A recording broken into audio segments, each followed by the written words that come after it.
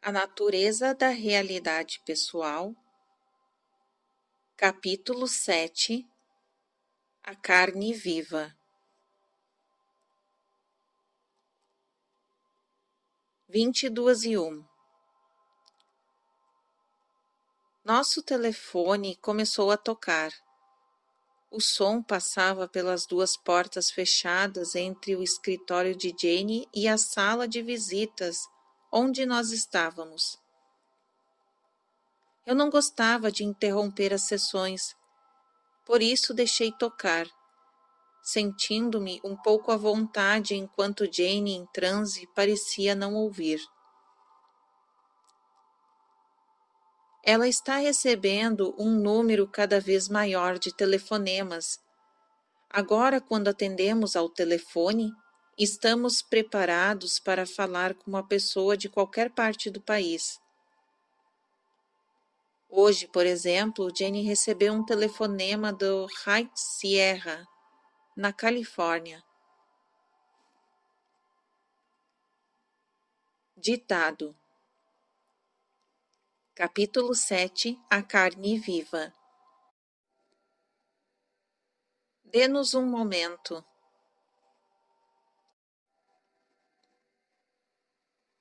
Muitas vezes as pessoas exageram, esquecendo-se de que as ideias têm suas próprias vitalidades.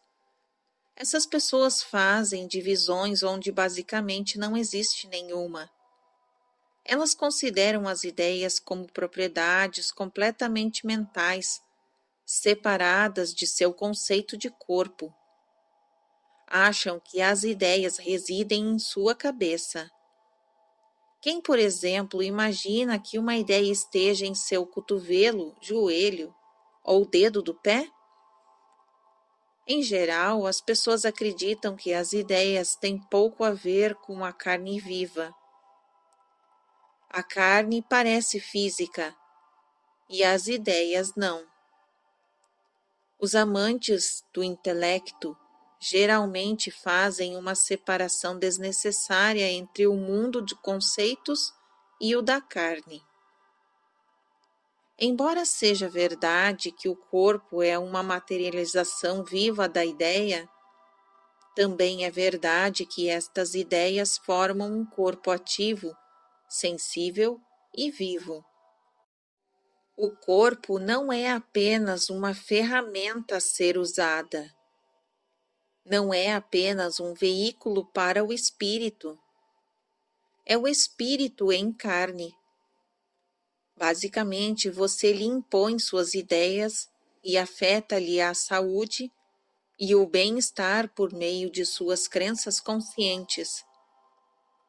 O corpo, porém, é composto de átomos e moléculas vivas e sensíveis, que têm suas próprias consciência viva na matéria e compõem as células que, por sua vez, se combinam para formar os órgãos. Os órgãos possuem a consciência combinada de cada uma das células que os compõem e, à sua maneira, percebem sua própria identidade. Eles têm um propósito, a função que exercem dentro do organismo como um todo. Esta cooperação de consciência persiste de modo que você tenha uma consciência corporal que é vital e que luta para manter seu próprio equilíbrio e saúde. O material do corpo, portanto, não deve ser considerado como algum resultado metafísico, mas como uma forma gestalt, ou seja, experiência carnal viva e sensível. Em outras palavras, seu corpo é composto de outras entidades vivas. Embora você organize este material vivo, ele tem seu próprio direito à realização e à existência. Você não é a alma encerrada em um barro inerte. A casa de barro não se deterioraria imediatamente quando você a deixa. Ela desintegra-se em seu próprio ritmo. Não é mais organizada por sua esfera de ação. A sua vida e seus átomos e suas moléculas e células é transformada em outras formas naturais de vida. Sua percepção é meramente aquilo de que você tem consciência. Mesmo os átomos e as moléculas têm sua própria visão clara e apreciam seu meio ambiente à sua própria maneira. O mesmo poder que move seu pensamento forma seu corpo.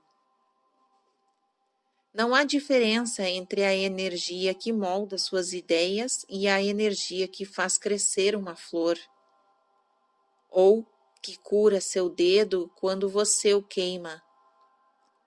A alma não existe separada da natureza. Ela não está fora da natureza. A natureza é a alma em carne, seja qual for a sua materialização. A carne é tão espiritual como a alma, e a alma é tão natural como a carne. Em seus termos, o corpo é a alma viva. O corpo cura-se constantemente, o que significa que a alma, na carne, também cura a si mesma. O corpo, em geral, está mais próximo da alma do que da mente, porque ele cresce automaticamente como as flores, confiando em sua natureza. 22 e 27. O ritmo de Jane fora bom. Este foi o final do trabalho do livro. Depois do intervalo de 7, ele transmitiu 2 páginas de material para Jane e para mim, e a sessão terminou às 23h01. Sessão 631, dia 18 de dezembro de 1972, 21h37, segunda-feira.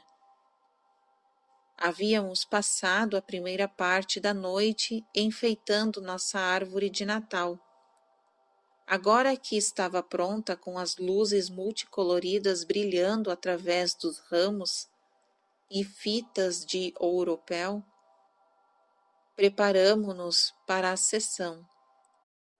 Abaixo da janela de nossa sala de visitas, um carpinteiro batia no caixilho de uma porta, consertando os danos causados no andar térreo pela enchente em junho passado.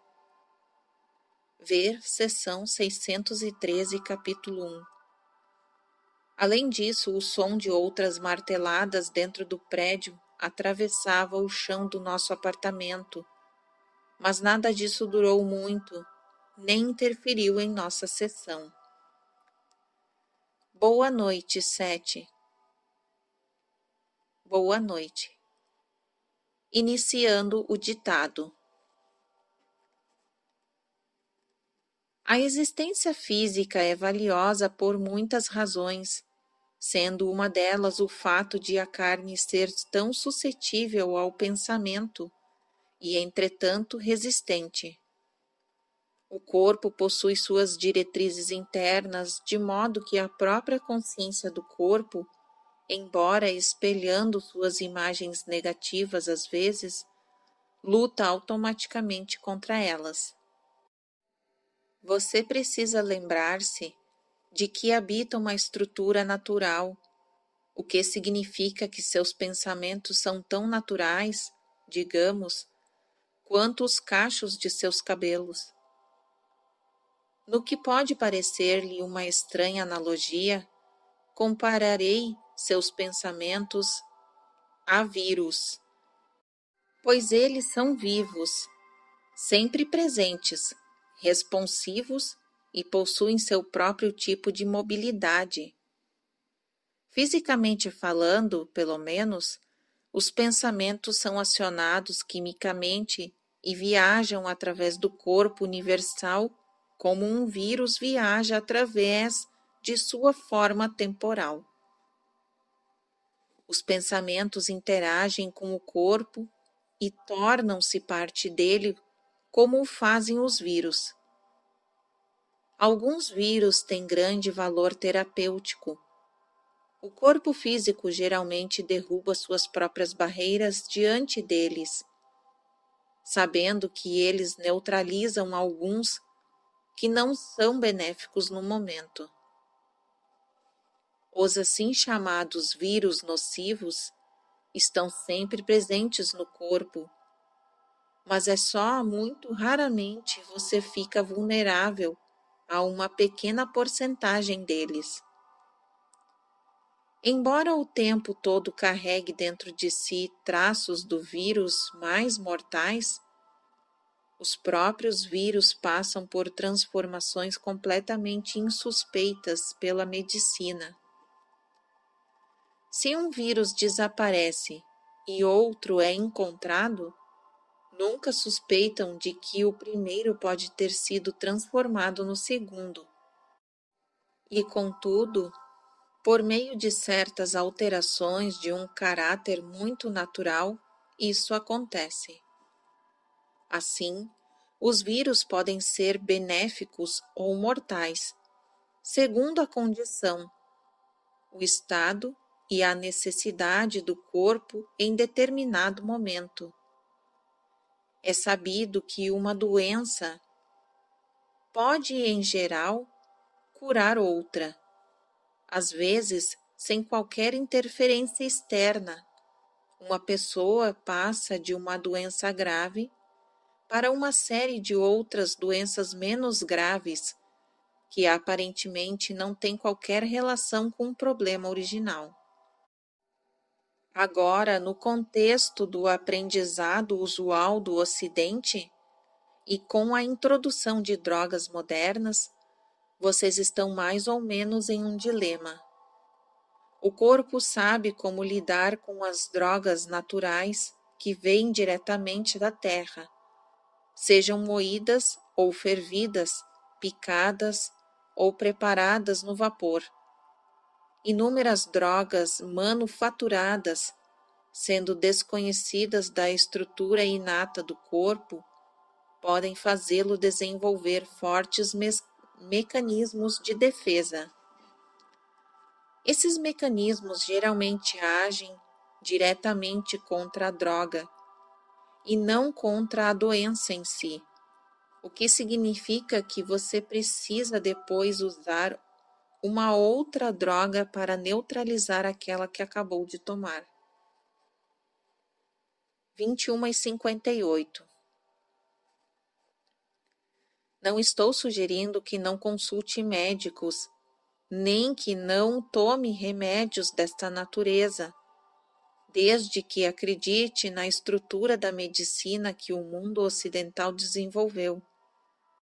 O corpo humano está condicionado a ela pelo uso desses medicamentos desde o nascimento. Há muitas vítimas, mas esse é um sistema que vocês escolheram e suas ideias ainda formam a sua realidade. Ninguém morre sem ter tomado a decisão de fazê-lo, e nenhuma doença é aceita cegamente. Simplificando, seus pensamentos podem ser considerados como vírus invisíveis, portadores, centelhas que iniciam reações não apenas dentro do corpo, mas em todo o sistema físico como vocês o conhecem. Seus pensamentos são tão naturais quanto as células do seu corpo, e também tão reais quanto elas. Eles interagem uns com os outros, assim como o vírus. Enquanto estiver nesta realidade, não haverá divisão entre o mental, o espiritual e o físico. Se você achar que há, e porque não compreende suficientemente a espiritualidade da carne, ou a realidade física de seus pensamentos. 22 e 29. Como afirmei, as ideias são tão reais como qualquer porção do corpo. Elas são tanto uma parte da natureza como os sentimentos, mas, se for estabelecida uma divisão arbitrária, considerando os pensamentos mentais separados do físico, então seu corpo poderá refletir mais verdadeiramente o seu ser do que os pensamentos. No funcionamento espontâneo do corpo, você vê a fácil mobilidade da alma, o fluir com aquilo que sou, que é uma indicação da liberdade interior da alma, mas também de um senso inato de direção. Todas as porções da realidade do corpo são versões, na carne, da realidade da alma. Assim como todos os segmentos do universo externo espelham um universo interior. O último é tão vivo, natural e variável quanto o mundo exterior. Os fenômenos psíquicos são apenas uma porção do que é a natureza, e todas as realidades são naturais. Em outros termos, as aparências são extensões e variações do princípio do crescimento, que é muito óbvio em sua realidade diária. Esse crescimento é uma manifestação natural que floresce dentro de sua área particular de realidade, observável por seus sentidos. Repito que existem outras manifestações puramente naturais deste princípio. Algumas podem ser vislumbradas apenas de formas distorcidas, devido a outras condições naturais que você não pode perceber. As aparências envolvem-no em um rico crescimento e desenvolvimento psicológico, presente, mas não observável. Em seu terreno familiar, qualquer tipo de existência acontece dentro do contexto da natureza, e a natureza inclui a alma. Sua definição de natureza simplesmente tem sido muito limitadora. É natural viver após a morte, e é natural devolver o corpo à terra e então formar um outro. É natural seus pensamentos serem tão rápidos, sensíveis e vivos quanto um vírus. É natural que vocês tenham eus prováveis, bem como existências reencarnatórias.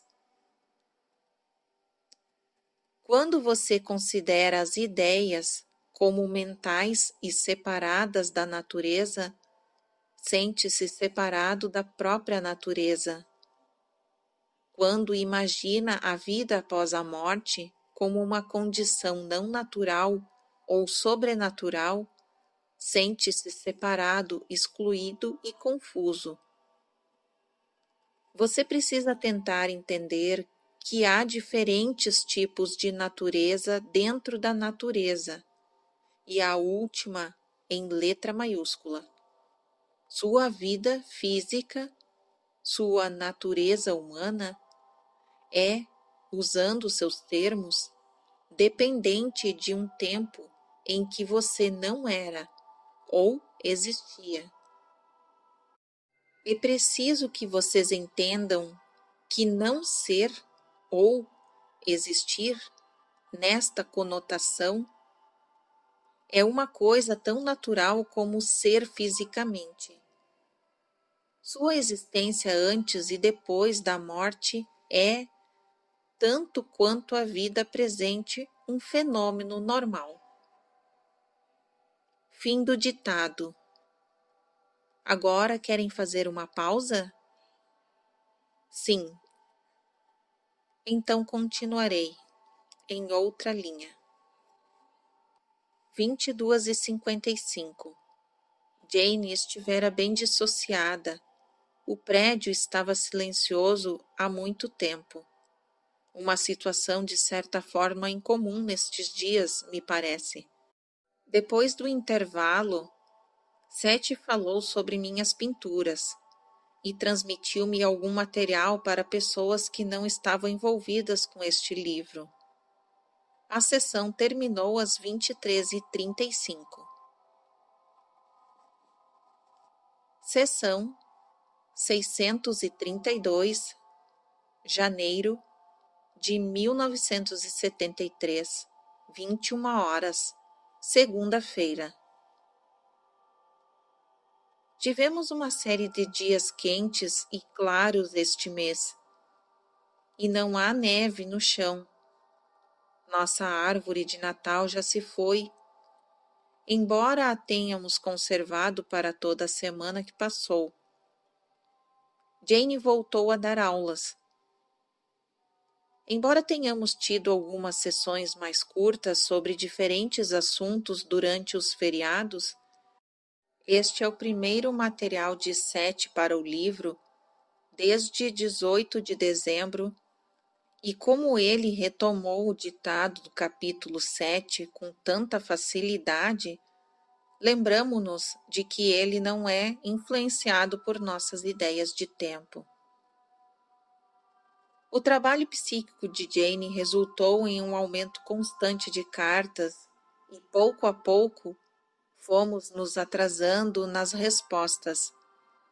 Recentemente, Seth nos disse que havia ditado uma bela carta para enviarmos aos que nos escrevessem, juntamente com qualquer observação pessoal que quiséssemos acrescentar, mas ainda não recebemos esse material.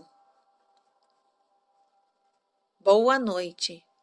Boa noite, Seth. Agora o ditado. Como a maioria de vocês sabe, os átomos que compõem suas células, assim como as próprias células, morrem e são substituídos constantemente. A matéria dos órgãos internos muda e ainda assim ele sempre retém sua forma, sua identidade permanece intacta. Assim, sua identidade está assegurada em meio a todos estes nascimentos e mortes, dos quais seu eu consciente não tem conhecimento. A memória de todas estas experiências é retida. Cada célula lembra-se de seu passado, embora todas as partes tenham sido e estejam sendo continuamente substituídas. Observação. Vamos definir a célula em termos comuns, como uma unidade minúscula, muito complexa, de um protoplasma. Geralmente é composta de um núcleo, uma matéria viva semifluídica e uma membrana. As ideias de Seth sobre a memória celular, contudo, trazem muitas dimensões novas. Voltando ao ditado.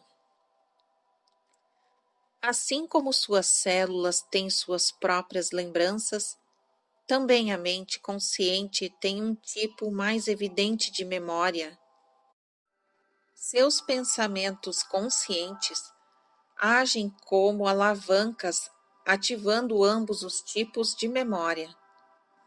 Dentro do seu ser físico, portanto, cada evento passado, alegre, expansivo, traumático e trágico, fica indelevelmente escrito em sua linguagem, isto é, seu material de trabalho, a lembrança de seu ser físico desde o tempo de sua concepção em forma corpórea.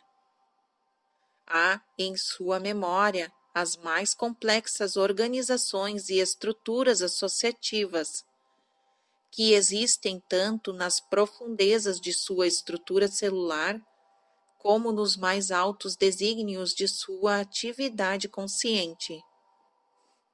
Comparei anteriormente seus pensamentos a vírus, na última sessão. Pense neles agora como células vivas eletromagnéticas, diferentes das células físicas de seu corpo, apenas na natureza de sua manifestação. Seus pensamentos dirigem o funcionamento geral das células do corpo, mesmo que você não saiba conscientemente como essas células operam. Esse trabalho é inconsciente. Cada célula física é, à sua maneira, um cérebro em miniatura, com memória de todas as suas experiências pessoais e de sua relação com outras células, e com o corpo como um todo.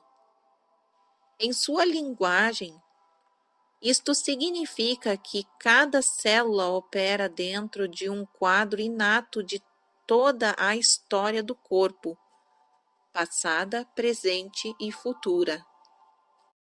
Ora, este quadro está sempre mudando e é móvel. Uma alteração em uma única célula é instantaneamente observada pela consciência do corpo, a consciência conjunta das células, e o efeito futuro é percebido. Estas informações é usada justamente com todos os outros dados do corpo, sendo feita uma projeção. 21 e 21. A projeção do corpo é então avaliada em mais níveis do que me é possível explicar. Resumindo, o quadro é mostrado na arena invisível onde a carne e o espírito se encontram. Esta arena não é um lugar, naturalmente, mas um estado interior de consciência gestáltica. O estado é causado por certas interações que ocorrem profundamente dentro do corpo. Formam-se estruturas magnéticas. Elas são criadas em um nível físico por certas ativações dos nervos, nas quais os padrões normais são transpostos, por assim dizer, e formam-se imagens. Os nervos e as estruturas celulares tiram retratos em suas extremidades, que são reunidos e usados para formar o retrato maior da condição do corpo. Estas não são as imagens como vocês imaginam, mas são informações altamente codificadas, impressas eletromagneticamente, que não aparecem como imagens ao olho físico. De qualquer forma, elas não podem ser percebidas a não ser pelo corpo. Este processo, porém, é tão superior a qualquer coisa que vocês conheçam, que o corpo realmente tira retratos pré-cognitivos de suas condições futuras, como se a situação do corpo fosse, no momento, projetada no futuro. Seth, Jane fizeram várias pausas ao transmitirem essa última sentença, naturalmente procurando as palavras certas. Este quadro profético é então confrontado com os dois modelos. Primeiro é comparado com o padrão ideal de saúde do corpo em seu caso individual, sua maior realização. Depois é comparado com a imagem do corpo enviada pelo eu consciente. Correlações instantâneas acontecem. Em uma estrutura organizacional que certamente seria invejada pelas empresas da mais avançada tecnologia, há um intercâmbio de comunicações extremamente rápidos. O corpo realiza todas as mudanças necessárias para alinhar as duas imagens com a condição atual do corpo. Podem fazer um intervalo. 21h35. 7 nos permitiu um intervalo apenas para termos um intervalo, disse Jane. Ele tem muito mais coisas, todas prontas. Acho que poderá falar sobre aquele livro que compramos na semana passada também, pelo menos um pouco. O livro a que Jane se referia era um compêndio de experimentos com animais e os ritmos biológicos humanos. Ainda não o lemos todo, mas, de nosso ponto de vista, já questionamos algumas das conclusões. Achamos que Sete está continuamente oferecendo percepções mais amplas desses ritmos. Reiniciamos às 21h42. De certa forma, há um equilíbrio embutido. O corpo é tão sensível ao pensamento consciente que tem seu próprio sistema inato de autopreservação e sua própria imagem de realização. Digamos que, aos 4 anos de idade, você tenha sido gravemente ferido. Houve um acidente às 13h20 da tarde, nevada. Sua mãe estava assando um peru. Imagine que você queimou a mão gravemente. Embora o tecido da mão tivesse sido completamente substituído quando você chegou aos 27 anos, por exemplo, a identidade dentro de cada uma das células presentes lembra-se daquele ferimento.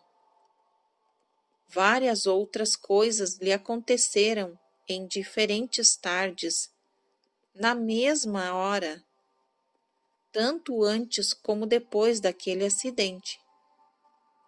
As células de sua mão contêm lembranças de sua mente consciente. Ficaria maravilhada ao contemplar. Lembre-se, contudo, que as células de sua mão, de 27 anos de idade, não são, de qualquer modo físico, as mesmas células que vivenciaram quaisquer destes eventos. Em algum subsolo da sensação, porém, as evidências de estímulos e reações experimentadas e enterradas durante aquelas inúmeras tardes passadas ainda existem. Algumas destas lembranças certamente serão revividas, afetando o que você pensa que é sua experiência atual aos 27 anos. Seus pensamentos conscientes e seus hábitos regulam quais deles se misturaram ao redemoinho do presente. Você conscientemente dá os sinais para a reação. Não é o contrário. Os eventos passados não se intrometem desta forma, a não ser que sejam convocados por expectativas e pensamentos conscientes que existem em sua mente. Essas lembranças inconscientes serão ativadas de acordo com suas crenças atuais.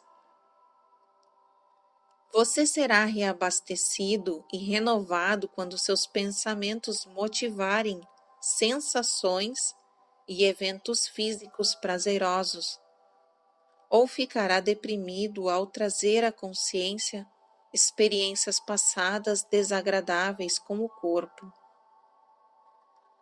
Às vezes, naturalmente, ambos podem ser altamente benéficos. Uma percepção consciente de perigo, por exemplo, convocará todas as informações sobre as situações semelhantes, de modo que o corpo possa lidar com o perigo imediatamente, a partir de seu vasto banco de lembranças vivas. Os pensamentos desagradáveis constantes, porém, colocam o corpo em um estado de desordem que é irrealista e, por sua vez, força-o a reativar esses velhos padrões. Longa pausa às 22h01, olhos fechados. A carne viva é bem ciente de certos fatos que lhe escapam em um nível consciente. Ela sabe que morre e renasce constantemente e ainda se preserva. Eu uso os termos morre e renasce porque fazem sentido para vocês, mas não para o corpo. O corpo, embora seja sempre ele mesmo, vem e vai. Ele não se sente diminuído quando uma célula morre, pois ela também está no processo de formar uma nova. Por um momento, pense em seu corpo como uma grande célula no momento de sua constituição. Você, o eu maior, tem muitos corpos, cada um transformando-se no outro, quando um morre e renasce. Contudo, você, com V maiúsculo, mantém sua identidade e sua memória, assim como a menor de todas as células de seu corpo. Isto é simplesmente uma analogia, mas explicará o conceito de seu corpo, pois, como um todo, ele sabe que morre, como agora o fazem suas porções, mas ele também está consciente de sua futura transformação. Dentro desta estrutura, ele protege e mantém sua própria estabilidade e sobrevivência. Em um nível de seu ser, existe um campo comum onde a consciência corporal se mistura à consciência mais elevada, da qual emana a sua própria identidade. Esta é a área de seu ser onde se encontram alma e corpo, tanto no tempo como fora dele. Podem fazer um intervalo. 22h25. Como você tem consciência de ser, forma a sua realidade física por meio do pensamento consciente. Sei que estou sempre me repetindo quando faço esta afirmação, mas é preciso lembrar-lhe de que não está à mercê de eventos inconscientes. Você tem a sabedoria inata do corpo por trás de si, e ela sempre tentará corrigir seus erros. Estas sugestões aparecerão de modos variados, algumas muito físicas para sua maneira de pensar e outras por outros meios.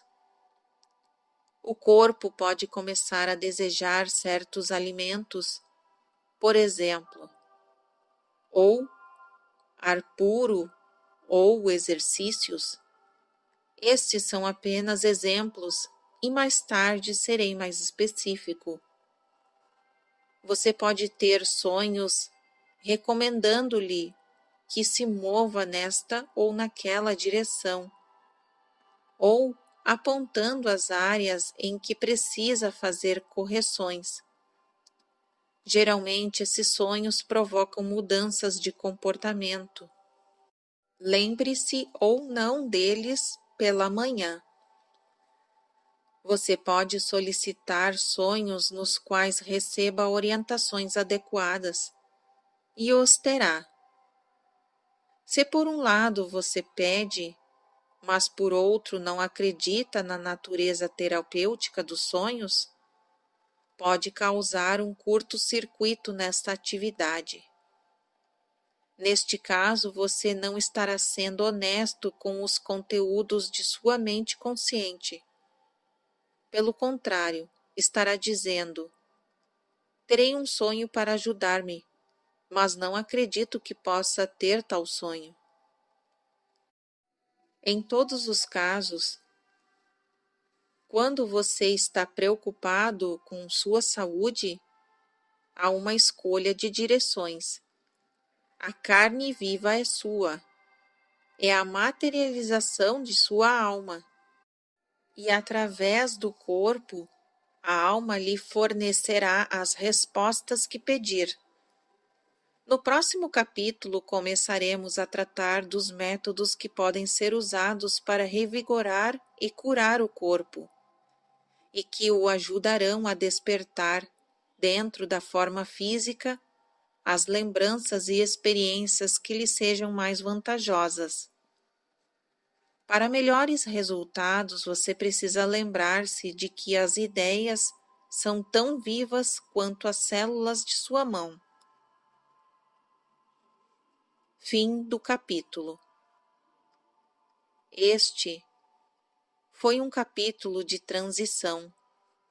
Faremos um pequeno intervalo e você poderá receber o início do próximo capítulo ou material pessoal, como preferir. Vamos ao pessoal, então, eu acho. 22h40. Durante o intervalo, Jane recebeu alguns insights de Seth sobre o que apareceria no capítulo 8. Por exemplo, quando os bons pensamentos da vida atual de uma pessoa são ativados, atraem pensamentos idênticos de suas personalidades reencarnatórias. Essa é uma ideia muito interessante, além do fato de ser um conforto para mim. Não me lembro de Seth ter apresentado o conceito desta forma antes. Uma nota acrescentada posteriormente. Segue ela. Mas, como as coisas se desenvolveram, ele não começou a mencionar o assunto até o capítulo 10. Como sempre acontece, o material pessoal que se seguiu tem aplicações gerais muito boas, e Jane decidiu usá-lo na aula de ESP para mostrar certos pontos. Terminamos às 23h26. Quando ela leu a primeira página desta sessão, depois que eu havia datilografado, Jane disse: parece que distorci aquela parte sobre os átomos morrerem. Não acho que deva ter sido desta forma. Seth deve ter muito a acrescentar sobre isso. Tudo de que me lembro é que a matéria não pode ser criada nem destruída. E essas partículas, que se separam dos átomos e são liberadas como radiação, não morrem, tanto quanto sei, embora possam evoluir. Em nossa realidade, a primeira lei da termodinâmica diz que a energia, a matéria, pode ser mudada de uma forma para outra, mas não pode ser criada, nem destruída. Embora uma mudança química resulte em uma nova substância, o peso total dos ingredientes envolvidos permanece praticamente o mesmo. Nessas reações comuns, a quantidade de matéria convertida em calor é infinitesimal. Em termos matemáticos, Einstein revelou que a massa e a energia são equivalentes quando Uma é destruída, a outra é criada. Estamos interessados neste material desde que Sete se referiu às mortes dos átomos e das moléculas na seção 625, capítulo 5. Mas não pedimos mais detalhes porque o assunto está um tanto fora do espaço deste livro. Na física, por exemplo, sabe-se que o próton, uma partícula elementar do núcleo atômico, tem uma vida excepcionalmente longa em anos. O número 1 seguido de 24 ou mais zeros, quando 7 termina a realidade pessoal, planejamos pedir-lhe que reconcilie esses dados de nosso mundo com as suposições básicas ou concordâncias básicas em sua própria realidade. Ao mesmo tempo, Jane e eu lemos estes dias que físicos estão começando a questionar a imutabilidade de tais leis rígidas como as que se aplicam à termodinâmica, à causalidade, etc., dizendo que ou elas estão erradas, afinal de contas, ou precisam ser modificadas. Os que o desejarem poderão ver as discussões de Sete sobre os valores eletromagnéticos internos sonoros e da luz na seção 625, a qual se referimos anteriormente, assim como seu material sobre as unidades de energia eletromagnética, no capítulo 20 de Sete fala. Fim do capítulo 7.